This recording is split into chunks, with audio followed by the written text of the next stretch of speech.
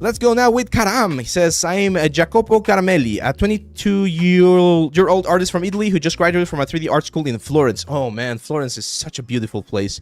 If you guys can ever travel to Europe, especially to Italy, Florence is one of the places that you want to go to. And the reasons why you want to go to Florence is not like just because you're gonna see. I was super fortunate enough to be able to go there when I was like 16 years old, and oh my god, like I still remember it to this day. It's just like freaking master. It's just a masterpiece. It's just beautiful, and it's in Florence.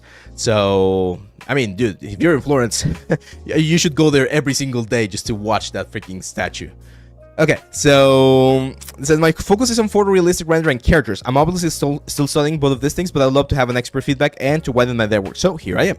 Okay, let's take a look.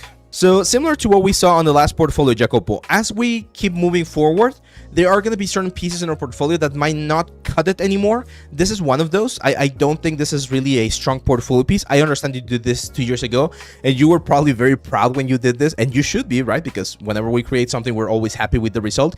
But we're in a point, especially because I see some of your newer pieces, where this no longer helps to see your like real progress. I will probably take this one out. Let's see, Lorestan gear. Same for this one. I feel like the lighting here is not really helping us too much. I don't really like it. So I'll probably take this one out too. There you go. This is way nicer. Ooh, love the rig right there. Nice. Yeah, this is a good model, man.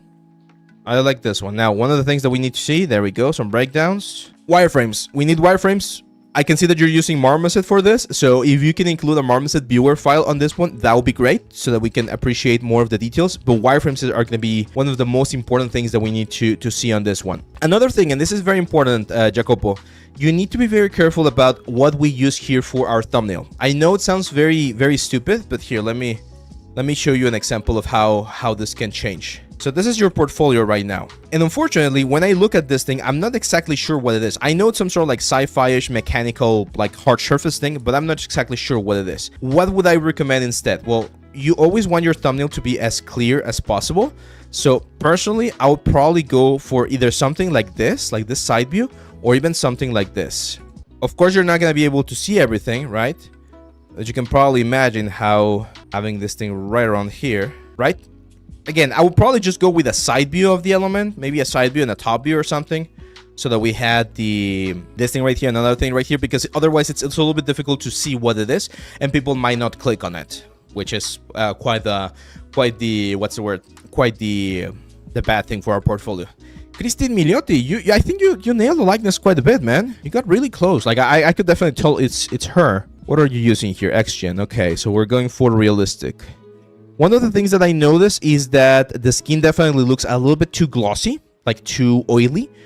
Usually skin tends to be a lot softer.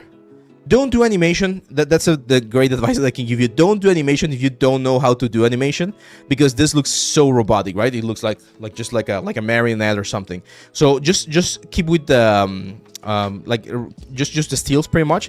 And what you could do if you want to sort of like showcase other types of elements is maybe play with different types of light scenarios, right? Like a dark scene, a night scene, a morning scene, a very dramatic light scene, something like that. You did a good job on the face. I think you managed to capture her likeness quite a bit. I actually do like the hair as well.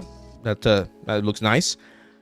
But yeah, like the animation and the skin, I feel like we're missing a little bit of surface scattering. I can see that you use subsurface scattering on the eyes, but I don't see too much subsurface on her face.